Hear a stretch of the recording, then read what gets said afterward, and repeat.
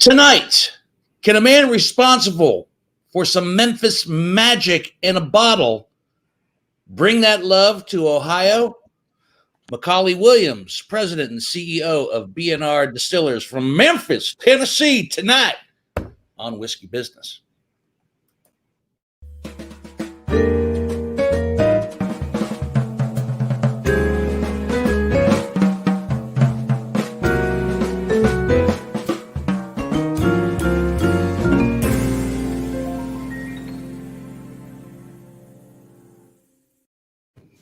And good evening and happy podcasting to you, my children of the corn, rye, and malt. I'm Dino Tripodis, and welcome to Whiskey Business, the podcast not so much about whiskey as it is one with whiskey. And tonight, as we do from time to time, we get a little extra whiskey-centric this evening. McCauley Williams, president and CEO of B.R. Distillers from Memphis, Tennessee, will be on tonight to talk about not one but two bottles that come from his lovely distillery: Blue Note Juke Joint Whiskey and Riverset Rye. The Blue Note, we've actually kind of teased ahead of time. We had that on with Jesse Hubbard a couple of podcasts ago when we were talking about his book, Punk Rock and Cocktails, and it seemed like it was just screaming to be the whiskey of the night.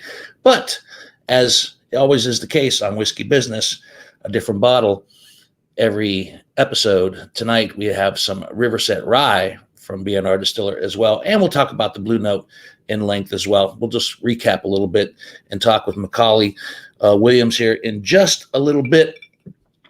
I come to you this evening, ladies and gentlemen, admittedly, in some still residual pain. I think I mentioned it briefly in last week's podcast that Hansberry and I did, the Whiskey Business Wellness Check. I had a tooth extracted a week ago, Monday. So it's already been 8 days, and I'm still in some significant amount of pain, and I'm dealing with the pain. But here's what I don't understand. Here we are coming out of a pandemic, probably one of the worst years of our collective lives, and the greatest medical and scientific minds available put themselves together and rushed ahead of schedule and ahead of time when everybody said we won't have a vaccine for 2 years. No, they put their minds together and came up with vaccines for us to take and to start to make progress and come out of that horrible funk of a year and move forward to a sense of normalcy. That was amazing. Yay for medicine. Yay for science. And you're telling me that in 2021, they still haven't found a better way to extract the tooth instead of the medieval barbaric bullshit that I had to go through last Monday? Jesus. I mean, at one point, I looked in the tray and I saw, I'm not kidding, I saw a chisel and a mallet to take out a tooth. Modern dentistry. What kind of Three Stooges dentistry bullshit is that? At one point, I thought maybe somebody was just going to tie a string to the tooth and put the other end of the string on a doorknob and just slam it and yank it out. Which the old doorknob trick. Yeah, exactly. Which probably would have been better because, honestly, the tooth has hurt. It's not even the tooth right now. It's down here in the gum line. Yeah. Oh, that was the other thing too. Yeah. Oh, this isn't going as we planned. We're gonna have to move you into another room, and we're gonna have to. It was either a drill or a saw or something. We're gonna have to cut into the bone in order to help extract the tooth. And they don't even give you Novocaine anymore. No, they give you lidocaine, which I think. Honestly, to be honest with you, I think how effective it is in the name. Lie. Lidocaine. It's because it took 6 shots to get me numb of lidocaine. You know, they would take far more of that in whiskey to make me numb, but it took 6 shots to get me numb. And at one point during the procedure, when they were having to cut into the bone, it started to wear off. And they said, "Are you still numb?" And I said, "No, I'm not." And then, "You want more lidocaine?" I said, "No, just are you cutting into the bone or are you cutting into the nerve?" They said, "We're cutting into the bone." And I said, "Well, the bone shouldn't hurt as much as the nerve. Finish it, because I don't want to walk out of here going and be drooling for the next 3 hours." So, so here it is, a week and a day later, and I have followed the instructions, the post-operative instructions to the best of my ability. Have you though? I really have. I can name 2 things that you've fudged on the rules over already. What the smoking? You're not allowed to smoke, and you're not allowed to drink. And all right, let me tell you something. First of all, first of all, I will admit to the smoking. I waited a good 24, 36 hours before I had a cigarette, even though it says right here, should be avoided for at least 4 to 7 days. That's close. That's close enough. It's close enough. Yeah. And I did start to do the what they say to do. Oh yeah. Rinse the mouth very gently with 1/8 teaspoon of salt to a full glass of warm water. You know what? I did that as well. You know, that didn't do anything. You know what's worked? You know what's worked as far as rinsing and so forth and so on? I get a shot of whiskey. I do. You swish around some Jack. Boom. Swish around some Jack and let the alcohol and whatnot get in there and do its thing. Even though they say don't drink alcohol. That's been the most effective means of pain relief. So this is not medical advice, right, Dino? This is not medical advice. I am not a doctor. I am not a doctor. I am not a dentist. Do not follow my advice. But dear Lord, find a better way to extract a tooth in these modern times. Seriously. Yeah. Wait, I know. Like they need some scientists to come up with like one of those mini tiny submarines, like in the movie, with like guys, and like then there'll be like little tiny miniature guys like Bruce Willis that like go in there, footage. And then they go in there and they beat all the plaque up with like weapons, and then they uproot the tooth from inside with mini army guys. Yeah, nice, right? That would have worked. I would have taken that. Would be great. Yeah, awesome. Good work on that. For those of you who are just joining us and came in the middle of that tooth dissertation, people, tooth pain and back pain. Tooth pain has got to be one of the all-time worst things. And since it is one of the all-time worst pains of all time, you would think that they would come up with better. Root canal. I would have prayed to God it would have been a root canal. I fall asleep in the chair during a root canal because root canals hurt before you go in. Once they start doing their thing, you're fine.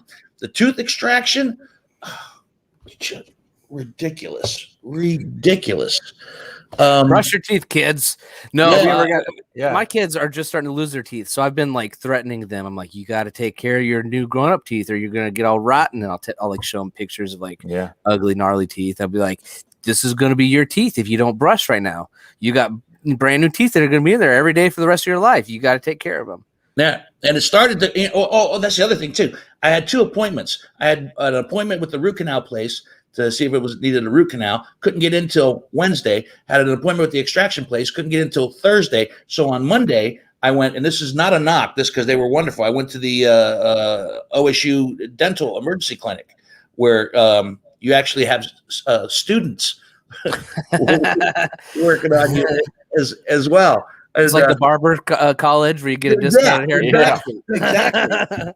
And I had a lovely young lady who was in her last year of dental school. I swear to God, Hansberry, she didn't look much older than Mabel. And 6-year-old, yeah. And I'm like, and she was very, very good. And at one point, she was over her head with, oh no, this is going to need. We're going to have to cut into the bone. And, that's when it got, okay. I'm just like, just finish it at this point. I don't care. Just finish it. The finished. tea's not your life, right? I have and then they gave me the Vicodin for the pain. I have a high tolerance for medications. I have a high tolerance for pain, apparently, as well, because they couldn't believe that I didn't want to get shot up with more fake Novocaine at the time of the procedure. But Vicodin, no. No, I could sprinkle Vicodin on my cereal every morning, and it wouldn't matter. It does nothing for me. So, have you not gotten your wisdom teeth taken out, Dino? What? No, I've had some wisdom teeth taken out. Yeah. That's a serious extraction. Ron Amicon says, listening to this conversation is like having a root canal. Hey, I agree, Ron. Thanks, buddy. Sorry, Ron. Sorry. And Glenda says, I'm with you. My extraction led to major surgery because infection got in the jawline after it was pulled. Maybe that's what it is. Maybe I have an infection in the jawline. I don't know. I don't care. All I know is that after a couple sips of modern medicine, I'm feeling pretty good. McCauley Williams will be joining us here in just a little bit. We here at Whiskey Business don't know how to tell time because he's coming to us from Memphis, Tennessee, and they're on Central time. Yeah, that was a bonehead move right there. So let's go ahead, Hansberg, do the business real quick, shall we? And then I'll introduce the guest bottles, and then hopefully Mr. Williams will be with us by then. You got it. Check out everything Whiskey Business at whiskeybusinesspod.com. Our archived episodes, a bunch of videos and pictures and writings that Dino's done in the past. So that's the main hub to check out. If you're listening on your favorite podcasting app, well, I thank you. Thank you very much. Please subscribe if you aren't already, because you'll get new episodes already to go right in there into your inbox. And also rate and review us, because that's how people discover us more when you rate and review us. Also share with your friends. I know sometimes my friends will be like, hey, do you have any podcast recommendations? And I go, yeah, I do. Whiskey Business. So it's a word of mouth type of a thing. And if you're on your favorite podcasting app listening right now, don't forget we're on Facebook and YouTube, Whiskey Business with Dino Tripodis, where people are watching and sharing, commenting live as we speak. So make sure you find us on social media and you can be a part of that. We're also on Instagram, Twitter, and Peacock. No, we're not. We're not on Peacock. We're on Peacock. No, hey, we're not. Guess what? What? Macaulay is with us, and he can tell time. He can tell time. Yeah, he can tell time better than we can. Let's get to it. Really, the guest bottles. Let me show them real quick first. Two tonight. One we've already had on. This is the Blue Note Juke Joint Straight Bourbon Whiskey, and the one that we haven't had on is oh my goodness, the Riverset Rye. These both come to us from Memphis, Tennessee. Both are not currently available in Ohio. We'll see about how that's going to change, if at all, as we welcome McCauley Williams, the president and CEO of B.R. Hey, har. Thank you, sir. Thank you, guys. How are you all? Rushing around on our account to join us this evening. But welcome to Whiskey Business. And right off the bat, man, congratulations on both of these fine products that have come from your distiller, B.R. Distillers in Memphis, Tennessee. Relatively new to the whiskey game, but making a name for yourself. Thanks for having me on, guys. I appreciate the support. Yep, for sure. I mean, you've kind of landed into this world fast and furiously. You took over the oldest licensed distillery in Memphis, correct? That's correct. Now, who had that before you took it over? So it wasn't very old, but it was Pyramid Vodka previously. And did you keep making vodka when you took it over, or did you just? Nope. We immediately shifted the business plan over to do whiskey, American whiskey, so bourbon and rye whiskey. We are Big River Distilling, but we go as B.R. Distilling, sort of as a way to differentiate ourselves from our predecessors, because it was too big of a pain in the butt to change the name of the distillery on all the licensure. So I just figured we'd keep it the same. Yeah. But we do business as our DBA, B.R. Distilling. B.R. Distiller. It's not B&R, it's just B.R. Just B.R. Distilling stands for Big River Distilling. Big River Distillers. And the two products that are coming out of there. And here's, it's I'll backtrack a little bit. I was contacted by some of your people about coming on to Whiskey Business. And I said, yeah, I would love to work it out. And we were trying to juggle some dates back and forth. And I had to go to Florida to see some family. And while I was visiting a friend in Florida, he has a friend in the liquor world who brings him samples of different bourbons and ryes and whiskeys that he takes to liquor stores to say, hey, you should try this product. You should order some of this and get it in the stores. And I tried this little sample, and I loved it. It was a single barrel, and I go, man, this is awesome. What is this? And I looked at the label, and it said B.R. Distillers, and I'm racking my head. I'm like, why does that sound so familiar to me? Sweet. Why does that sound so familiar to me? And I go, oh no, now I know. These are the folks from Memphis. I actually got the chance to try the single barrel Blue Note that was down there, and wow, like to get my hands on a bottle of that. And then your folks kindly sent us a bottle of the Blue Note Juke joint whiskey, which we had a couple of podcasts ago when we had a music themed podcast, and it seemed like the Blue Note was just screaming to join us a bit early. But as is the tradition here on Whiskey Business, we have not talked in length about the Riverset rye, which I love as well. I love them both because even your Blue Note has a pretty high rye content. I like ryes personally, and the Blue Note has a nice high rye content. So the time and care that went into creating these two whiskeys, did you have anything to do with this? I mean, are you still a lawyer, or as my neighbor likes to say, not a former lawyer, because he's a lawyer too. He says he's probably a reformed lawyer. So, I'm a recovering attorney. There we go. Yeah, there it is. Yeah. So you were an attorney for one of the largest firms in the country, and then you decided to get into the whiskey business. I mean, tell us about that journey. That's right. Well, I always wanted to do something entrepreneurial, and an opportunity presented itself, and here we are. So I practiced corporate law, so not, I was not in trial or doing litigations. I was doing mergers and acquisitions and corporate law and securities offerings. So I'm sorry, mergers and acquisitions or murders? Murders, not murders. Murders and acquisitions or mergers? It sounded like murders. Guys, like, I don't know how the law works in Tennessee, but we are swamped with murders and acquisitions. We're murdering people left and right down here. Yeah, so as you can imagine, working for a big company like that, where you bill your time, it's pretty soul sucking. Not the most fun, not the most fulfilling. Yeah, not fun. So I always was looking to do something to get out. I never really had an intent on staying very long, and luckily I didn't have to. So saw an opportunity to buy this defunct distillery with some partners, and actually one of the founders of the distillery and the vodka business was one of my friends, and he came on with us on the new operation for a few years, and now he's off doing logistics and brokering freight for the industry. So it all kind of worked out in the end. But it's definitely a roundabout, different way of getting into the beverage alcohol business. So, but here we are. Right. And not that long ago, since 2014. So like I said, relatively new. You had to start making whiskey, and you had to wait a certain amount of time for it to get to where it needed to be. The age statements on these are somewhere between 3 and 4 years of age, and that's what I find. I've been on social media, on Instagram, when we had the Blue Note on earlier. I've been kind of affectionately calling it Memphis Magic, because the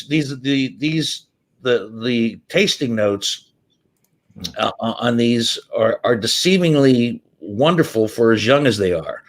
So who gets the credit for creating these bottles and these mash bills and putting them out there? It's interesting. They're distilled in Kentucky and aged in Memphis. Do I have that right? So there's a lot to unpack in your multi-part question there. So we do believe there is some Memphis magic. We do believe we have a really ideal climate for aging whiskey. Our aging facility is a half a mile from the banks of the mighty Mississippi River. And down there, it's just a little bit extra windy and a little bit more humid. And something about that good circulation and high humidity, and not to mention our high delta heat in the summers and throughout the early fall, really helps cook our barrels low and slow, similar to, our other thing we're known for here in Memphis, which is barbecue. So I saw somebody pull up our B.R. Distilling website. So if you want to check out our brands, you can go to BlueNoteBourbon.com or RiversetRye.com. Each one of them have their own website. The Distillery is really just like the holding company behind the brands. We don't really market it too much. Blue Note's our flagship brand and really, sets the pace for everything we do. Blue Note, the Blue Note Juke joint is distilled in Kentucky and aged in Memphis. Some of our other Blue Note products are distilled in Tennessee and aged over here in Memphis. We blend and bottle everything on site.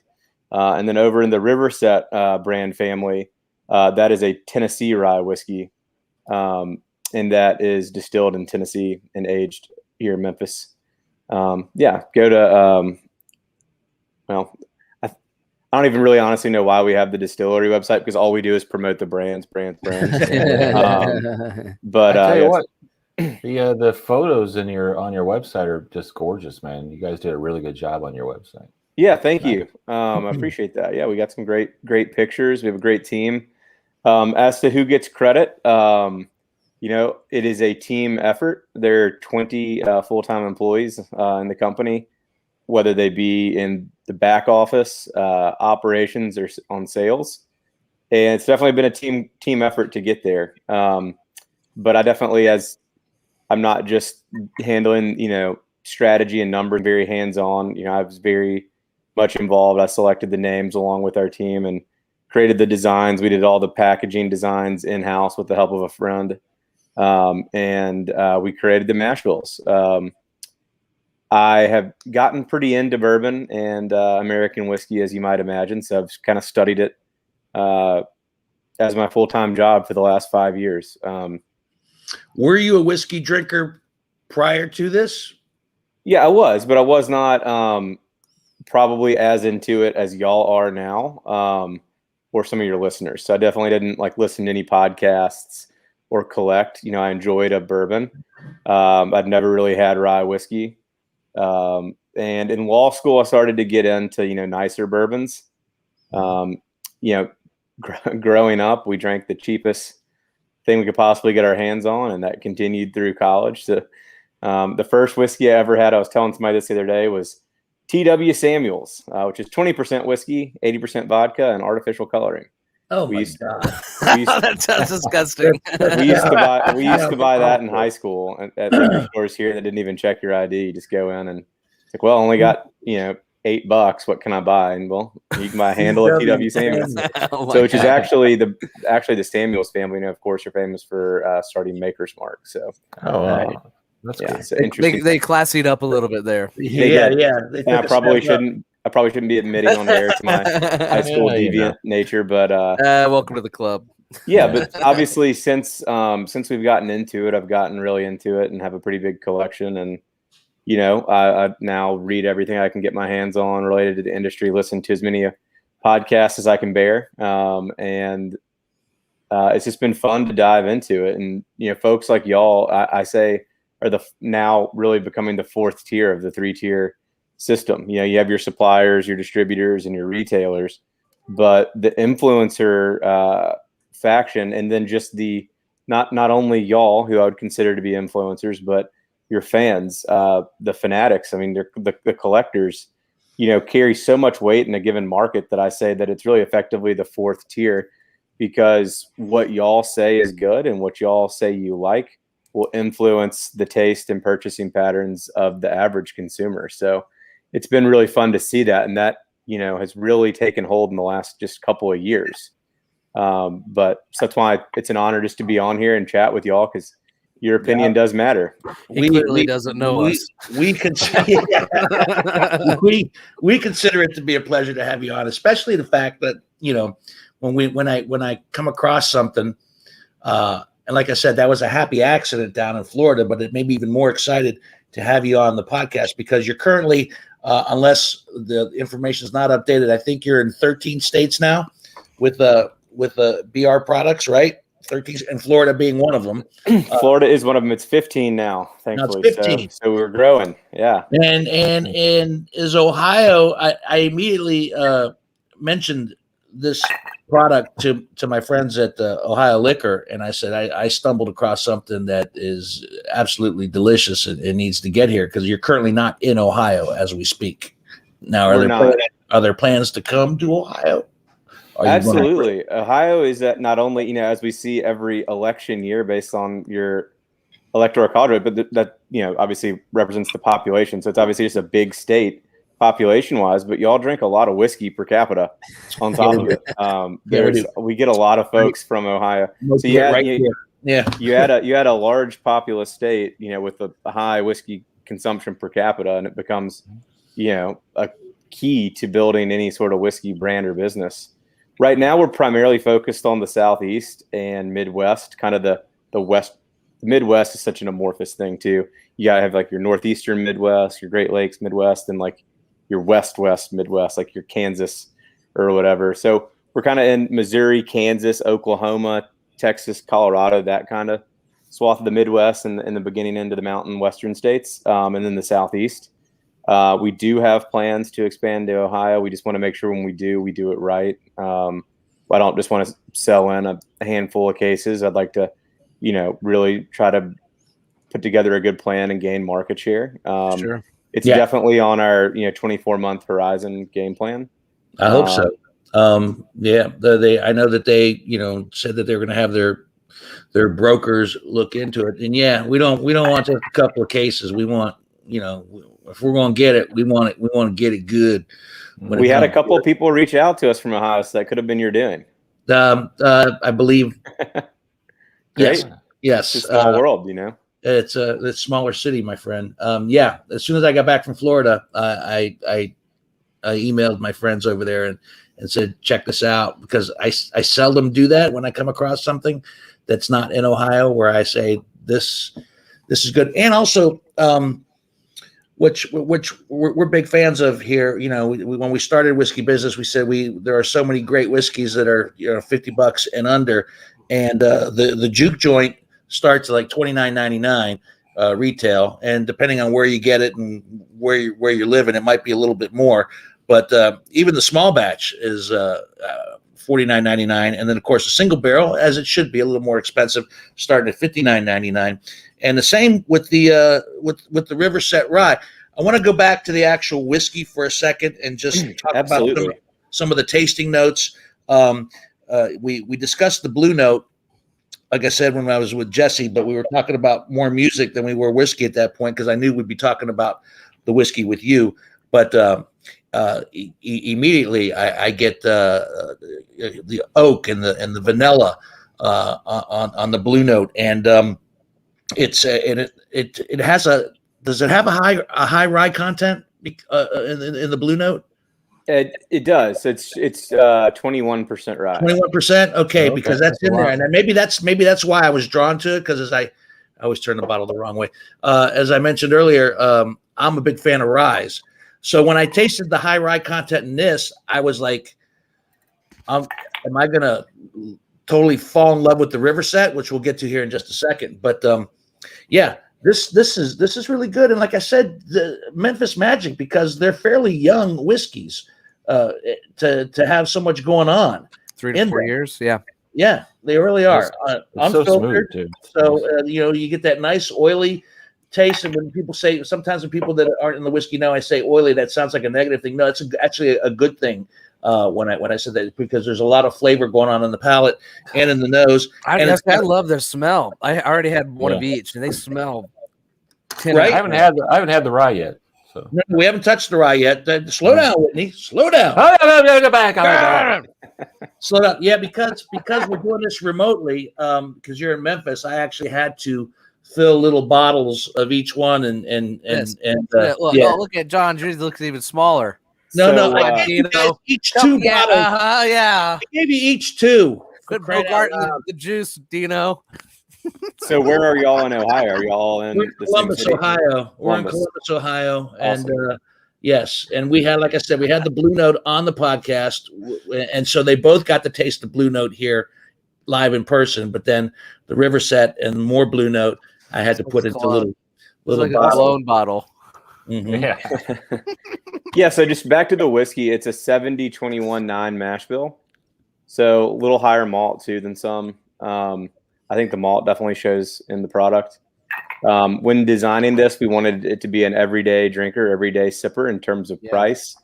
I found that, a lot of kind of products that people would consider to be an everyday sipper were a little flat, a little boring, a little kind of one directional, and not a whole lot going on. So when we designed this product, we wanted to really make sure it kind of danced on your tongue, had a lot of different flavors, kind of hard to pin down tasting notes. There's obviously some predominant notes, but I think every time I taste the product, I can kind of peel back an extra layer and find something else in there. So it's designed to keep the palate engaged. We never chill filter our products, so we do leave those fatty fusel oils in there. We bottle both of these two expressions at 93 proof. It's sort of our house proof. We do offer both the Blue Note Juke Joint and the Riverset Rye in single barrel form as well, at cask strength. And, it's a totally different animal when you get up to 115, 120 plus. But it's fun. But these are designed to kind of be approachable for folks that are getting into whiskey, or folks that kind of are whiskey drinkers, but not, whiskey collectors that don't really like the high proof. But then it needs to have enough oomph, enough kick to, to be appealing to someone like y'all, and enough flavor. And so it's designed also to have a smooth but very long finish. I mean, you definitely can taste the Juke Joint, the Blue Note Juke Joint, a long time after you've had a sip. It kind of makes you want to come back to more, right? Yeah, I'm still tasting as it kind of finishes. I think I remember saying this last time, but it's like a sweet peanutty kick. Yeah. But not like a gross screwball peanut butter, but like just a nice, a nice. You don't have to explain yourself, Hansberry. You're allowed to taste whatever you taste. It's okay. Yeah. That's right. Tastes like poison. No, you mentioned that the 93 proof, but the single barrel that I had down in Florida was up in the 120s. I can't remember exactly but man, Macaulay, that was smooth as silk. I mean, when I saw, like everybody always, those that don't drink a lot of whiskey think that the higher the proof is, the hotter it's going to be. And in some cases, you do get some hot whiskeys, but this one was just smooth as could be, the single barrel Blue Note. Did you drink it neat, Dino? Did you drink it neat? I drank it neat. I think that must have been one of our 9-year single barrels. That was like, and it's like, I don't know what I have a bottle of this at home, but I don't think it's a single barrel. I think it's just the regular one, but but I was still very much impressed. And what's the alcohol content? I missed it. If you 93 proof. Okay. And then what's the alcohol content in the single barrel? 93. 93. No, the single barrel. The single barrel. Oh, the single barrel. That was we do it cask strength or barrel proof every time. Wow. So that's a little bit hotter. Yeah. Are you in Delaware? We've got a whiskey business fan who's out in Delaware. I appreciate the request. We're not in Delaware yet. So outside of the Southeast and kind of the Midwest and West, we have light distribution in New Jersey, New York, and pretty good distribution in Connecticut. We're sort of our northeastern states right now. Fair enough. But no Mid-Atlantic yet. And one step at a time, trying to grow. Sure. No, that's great. But we're coming. So remember our name. No, they're going to after tonight. No, it's great. You're getting the name out now, so that when you walk into town, everybody will be excited to see you. That's great. This is the Riverset Rye. You said you had a lot to do with the names of these bottles. The Blue Note Juke Joint whiskey, obviously, that pays a little homage to the music and the spirit of Memphis. Now, is Riverset because of as you said, the big river? Is that how you came up with the name? That's right. Yeah, exactly. So, Riverset is sort of designed to play on the fact that we're set along the banks of the mighty Mississippi River.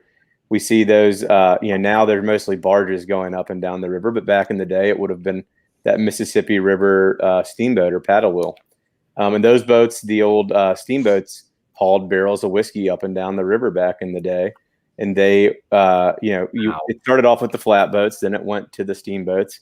And the steamboat's a little more iconic for our region and a little more Americana. So we thought that was a good symbol for the brand. And it kind of is a nod to the original whiskey distributor who brought the barrels from the hinterlands to the cities. Mm-hmm. Isn't that some of the history there too? It would come out of Kentucky as moonshine and get down to the south, and it would jostle around in the barrels, and that's how it got brown. I mean, is that somewhat true, or did I just make all that up? No, if you've read any history book, that's how it always begins. Yeah. All right. See, how about that? I'm not a complete idiot. Here's the deal. I have some friends who are, they just drink bourbon, and every time I try to move them over to rye, my brother-in-law being one of them, even though he's had far more rye now in the last few years than he cares to admit, they always say that rye are sometimes a little too strong or too bitter for me. This rye is so smooth. This is really, really smooth. This is 95% rye. I don't know what the other 5% is.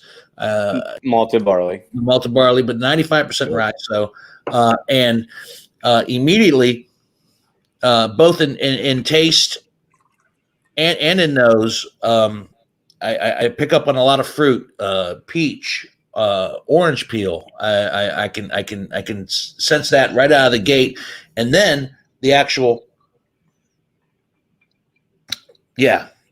taste of it is just so smooth and fruity, but not necessarily super sweet, just full of flavor.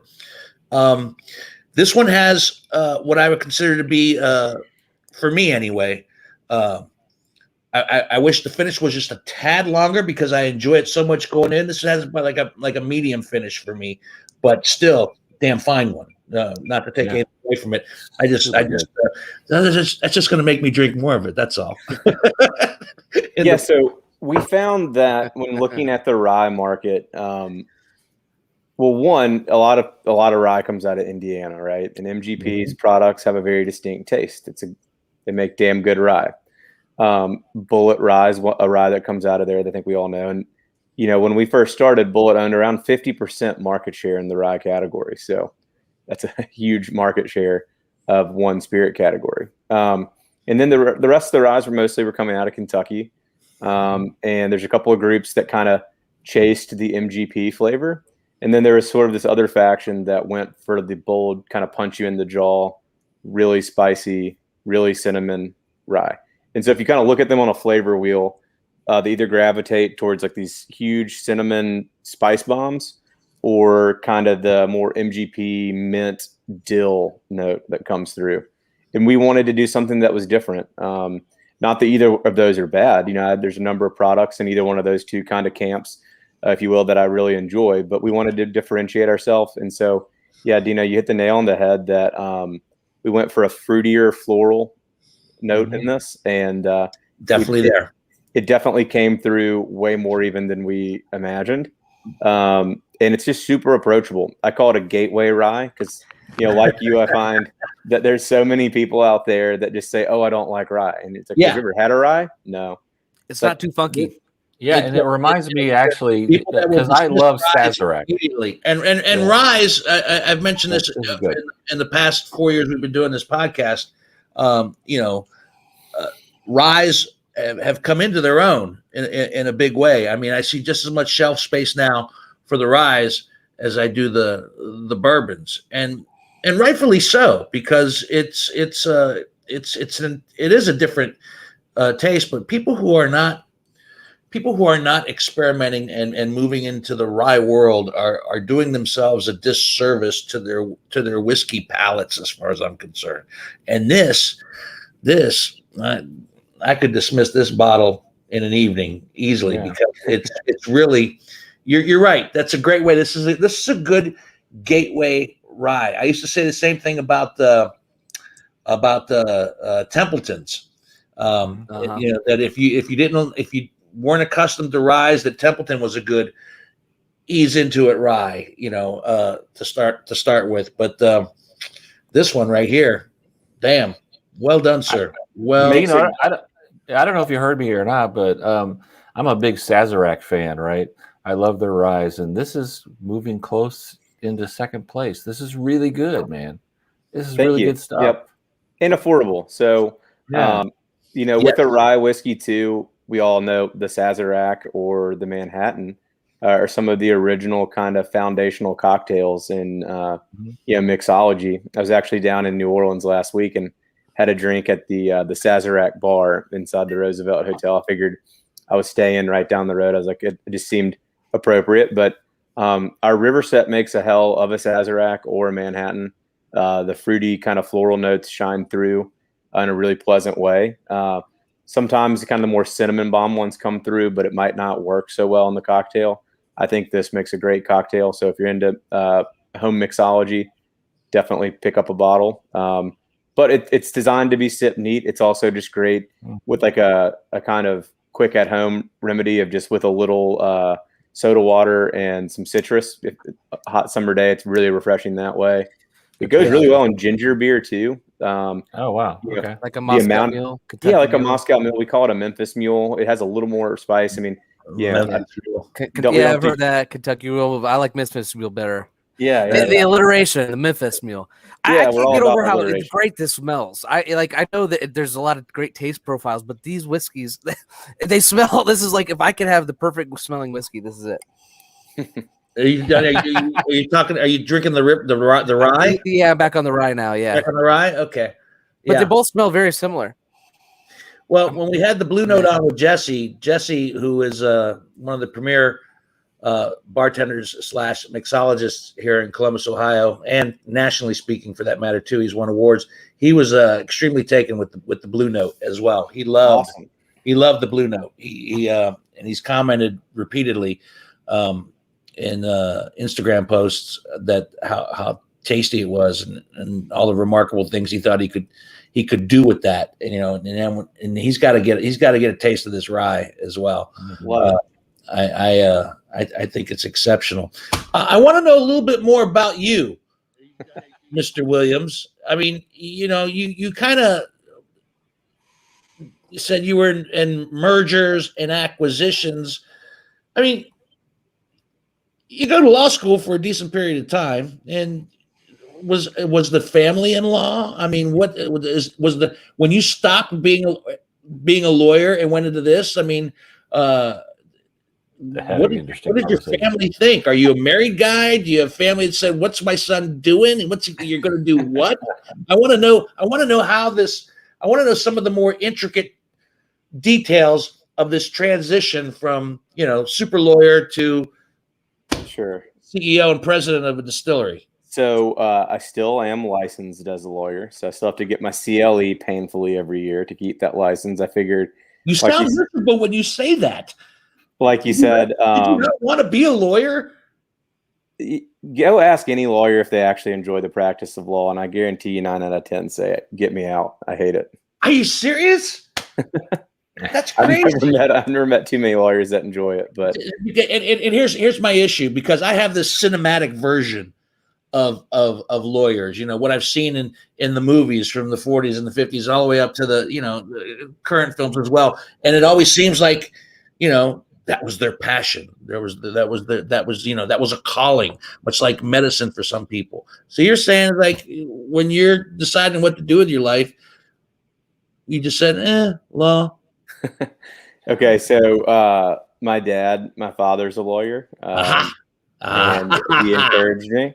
And when I was coming out of school, it was kind of in the wake of the financial crisis, so not a ton of jobs. So I went to law school. Law school is 3 years, and then you have to pass the bar exam, which is the real test at the end, which is the state test, of course, administered by the state bar.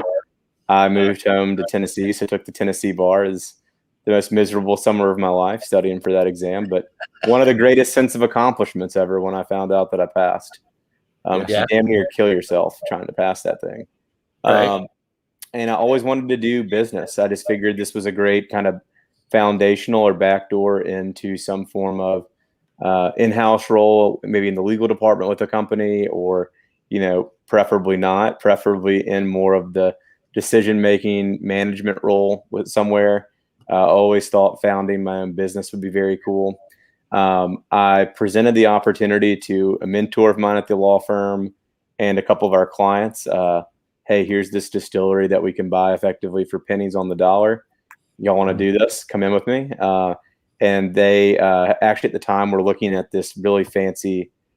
I was actually advising and working with the group on this other investment in this really fancy hospital bed that was like going to be this next, multi-billion-dollar juggernaut in the medical device space. Like each hospital bed costs like $30,000, the nice ones, and they were going to revolutionize the hospital bed.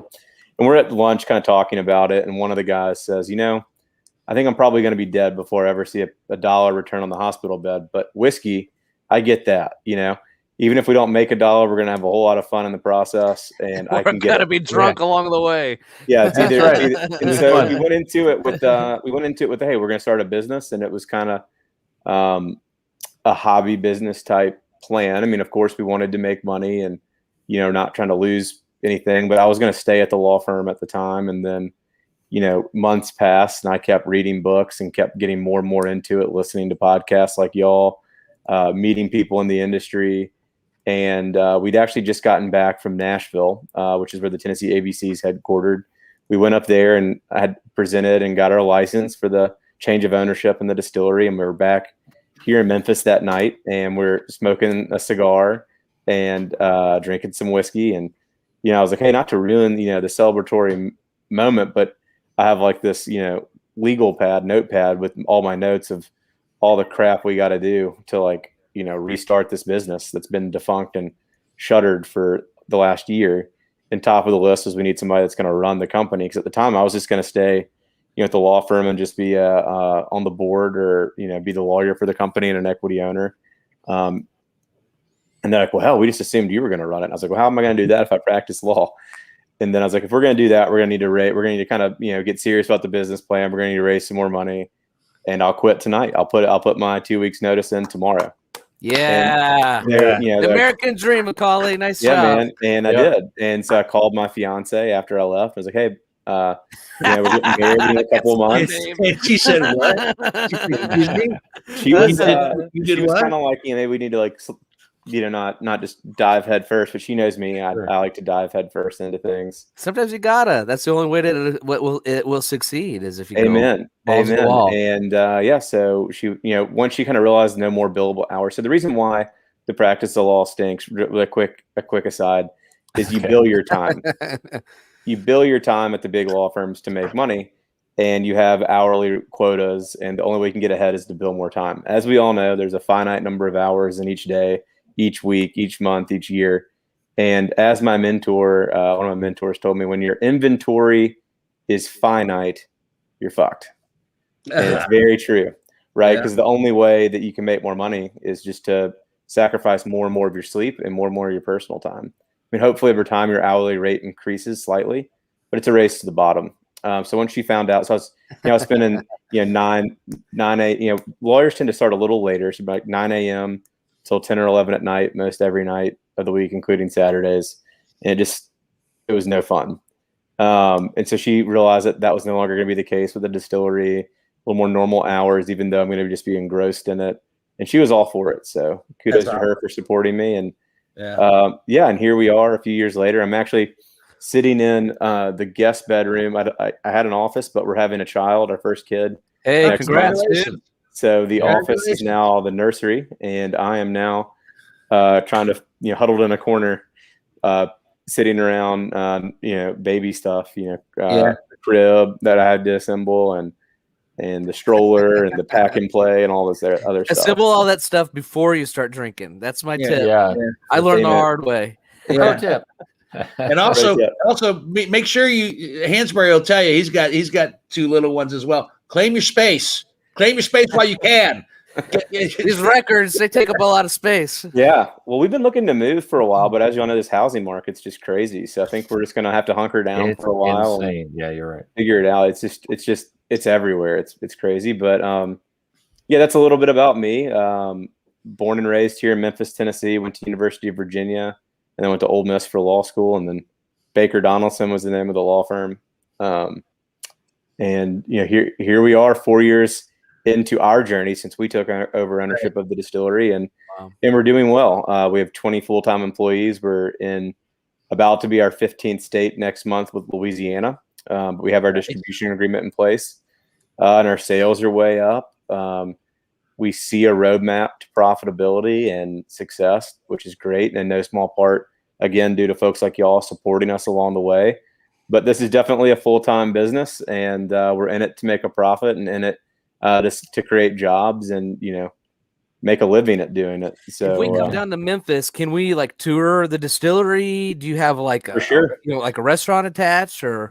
No, Hans, I'm way ahead of you. I'm already manifesting our destiny here. Okay. Yeah. When Blue Note and Riverset comes to Ohio and actually starts to be sold here in Ohio, and then when it's time to make barrel selections for Ohio, since I've accompanied Ohio Liquor on several trips for barrel selections, I'm coming to Memphis, and I'll see about bringing you two along with me. But hey, now that's a business pitch too in its own way for us to hurry up and get. Now that I know I got a couple of barrels pre-sold, No, that's great. But I'm asking, like, do you we have some distilleries here in Columbus that there's a restaurant and you can go, eat there and get on tours, and what kind of public presence do you have as an attraction, a visitor's attraction? So y'all are more than welcome to come, but we are not open to the public. Gotcha. It is invite only. We do have a small tasting room for the industry or for folks like y'all to come in, a bar setup. But we're kind of singularly focused right now on building our brands and building our distribution. We definitely one day want to build, a state-of-the-art event center, tasting room, that whole thing. But with finite amount of capital as well, you have to pick where you're going to invest each dollar and hopefully do so carefully. And while you can make a lot of money from a tasting room at a higher margin, right, because you're selling retail and by the drink, that can help sustain losses early on. You're also distracting a lot of capital and a lot of your team's bandwidth into running a liquor store and bar and event center. And if you channel every single one of those dollars early on into focusing on distribution, I ultimately think it's the harder road to do, but I think you'll be in a better place long term. That's great. That's what we've done, and that's from reading the books and studying the other successful brands. Our goal is to build Blue Note into a national brand one day. We're in 15 states. What does national mean? I don't know exactly. Hopefully all 50 states in a million cases. I don't know. We'll never cut quality along the way, but no, that's smart. Yeah. You're off to a good start. Since you were in mergers and acquisitions, mergers and acquisitions, this might not be a fair question. So I'll understand if you haven't even thought about it, but say as you continue to grow and so forth, and would you ever consider merging and letting a bigger entity out there that remains nameless, a couple of them, if they wanted to acquire the Blue Note Riverset line of products, would you go for that down the line? We will assess and weigh every opportunity when and if it presents itself. We have investors, right? And those investors want liquidity on their investment, and that can come in two forms. That can come in the form of selling the business, like you're saying, or it can come in the form of actually three forms. It can be a full sale, a partial sale, or hopefully we're just profitable enough that I can start issuing, dividends, distributions out to the folks where they recoup their investment and eventually, getting checks in the mail every quarter or whatever. So the goal is to build a profitable business. And, we'll kind of see where that takes us, and hopefully we'll have a whole lot of fun along the way.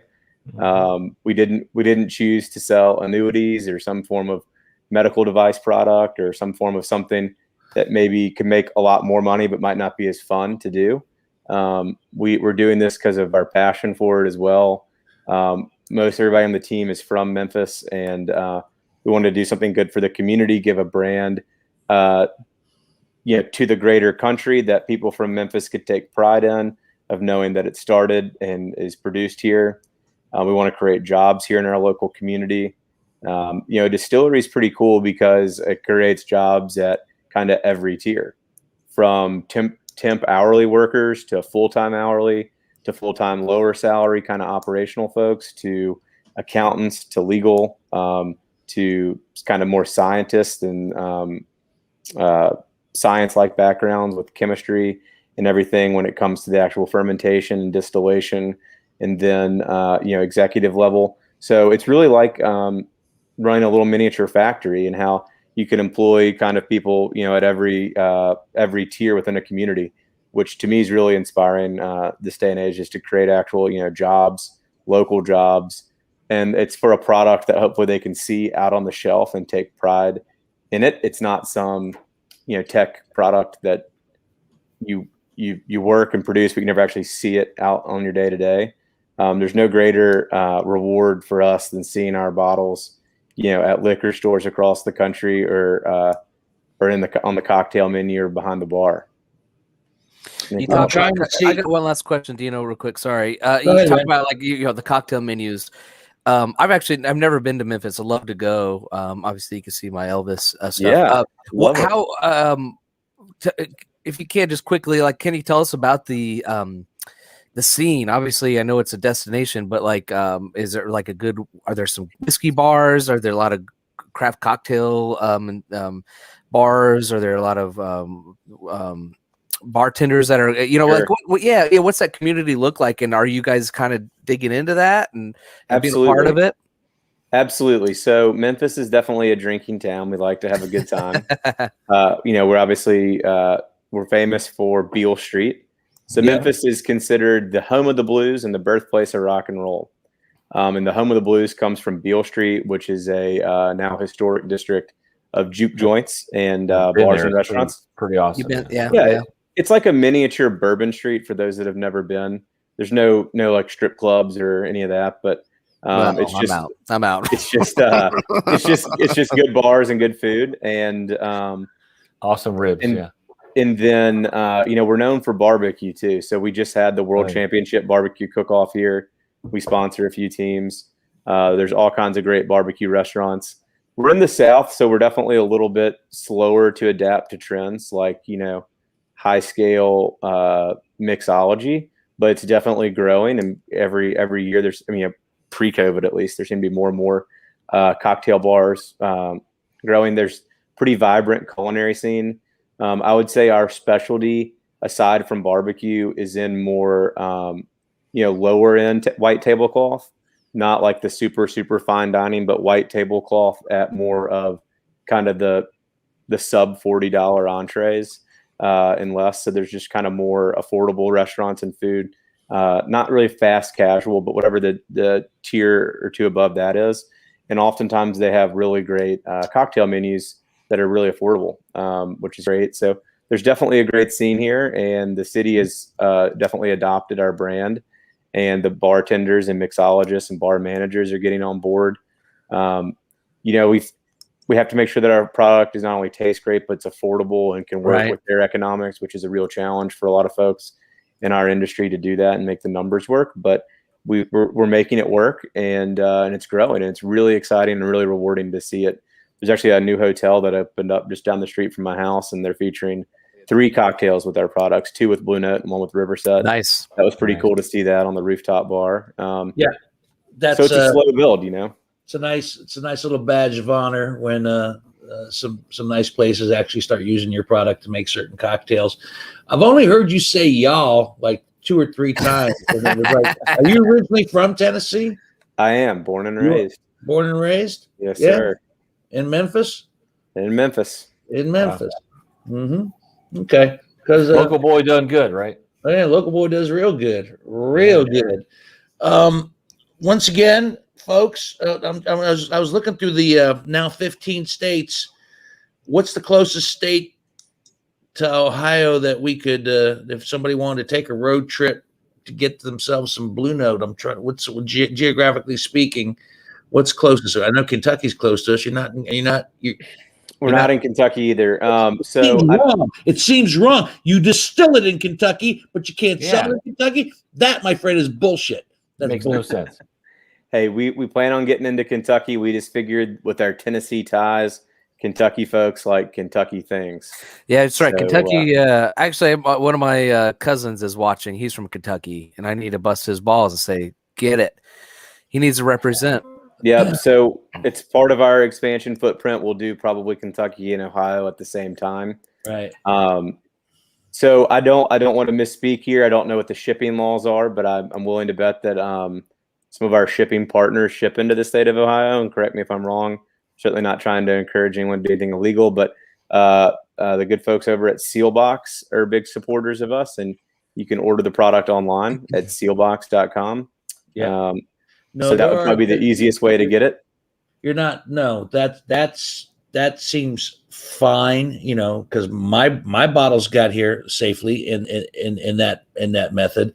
I think where you're talking about the legal is the people that start buying shit online and having it shipped to them, under less than reputable circumstances, and that's not the case here at all.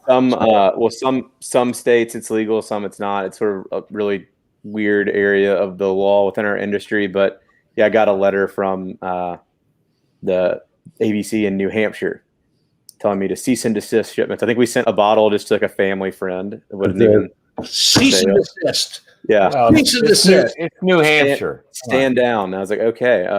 Geez. I was like, who is this? And it was like someone's uncle that we sent it up there for like a birthday or something. And it wasn't even like a sale. It was just like, hey, uncle. It was a gift. It was a gift. It's a gift. God. But so with that in mind, I'm always a little careful. But I know that Curiata and sealboxcuriata.com is another website that sells online out of Connecticut. I believe they ship into Ohio, but you'll need to check with them to see where they ship, etc. So that'd be an easy way to get it. But realistically, Tennessee is probably the closest state to Ohio. Not Indiana. Not Indiana. Yeah. No. Oh, bummer. All right. But we're coming, guys. Maybe in this general vicinity, maybe Ohio will be the first one that you crack, and we'll have first dibs on it. Bear with me. So we don't like just to sell in light in the state if we can avoid it. We want to, put together a real deal game plan to gain market share. Mm-hmm. We hire our own sales force in each state and invest an awful lot of money to grow it. Here. You got three sell right here. All right. Talk about quitting your job and going balls in. Let's do it. Let's go. Let's go. Yeah. Right. Y'all believe in the product too. I love it. We do believe in the product. You guys won't believe how great this smells. All right. Your bars are going to be smelling so good. We for the price of one.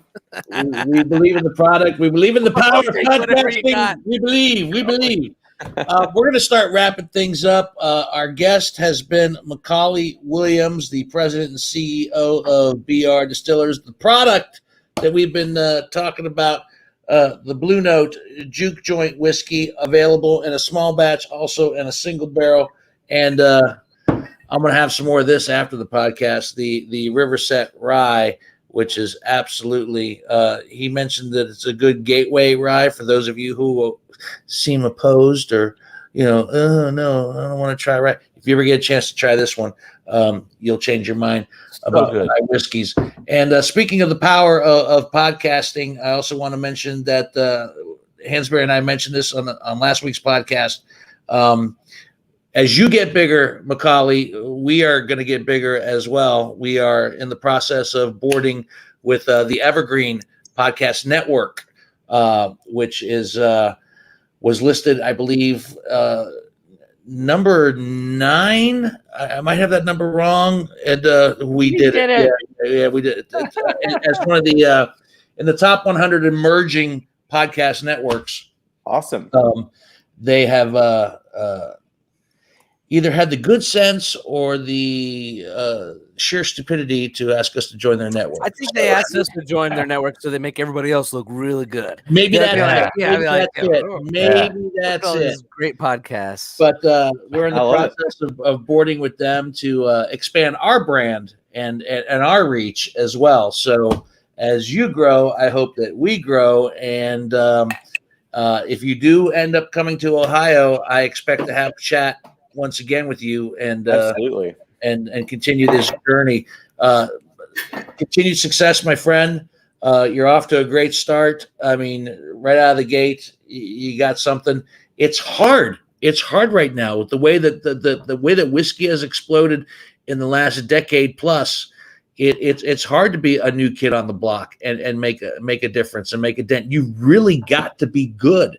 If you suck, you don't. I don't think in today's market you get a second shot at it. So, well done. Well done. Thank you all so much. Thank you so much. And definitely not if, but when we come to Ohio, we certainly will reach out. And please, if you don't already, follow us on social media at Blue Note Bourbon and at Riverset Rye, Facebook and Instagram. Okay, you hang on for just 1 second, Macaulay. We'll say one more proper goodbye. Hansberry, a little more business before we conclude as well. Speaking of where to find us and what to do, et cetera, et cetera. Take your mute off. You're muted. You're muted. You're muted. Take the mute off. Oh, I'm muted. There you go. Thank you. Hey, there you go. He's a professional. He's the audio producer, so that doesn't go well at all. Okay. Hey, everybody. Hey, thanks, Dino. Whiskeybusinesspod.com. I'm going to fix all that in editing. No one will ever be the wiser. Whiskeybusinesspod.com is our home base where you can find everything. And thanks for listening on your favorite podcasting app, whether that's iTunes, iHeart, or TuneIn. Do you know that you can even actually tell Alexa to play Whiskey Business if that's something that you're into? We're also, it's a real thing. We're also on Peacock. Really excited to be on Peacock with Fraser. We're not on Peacock. No.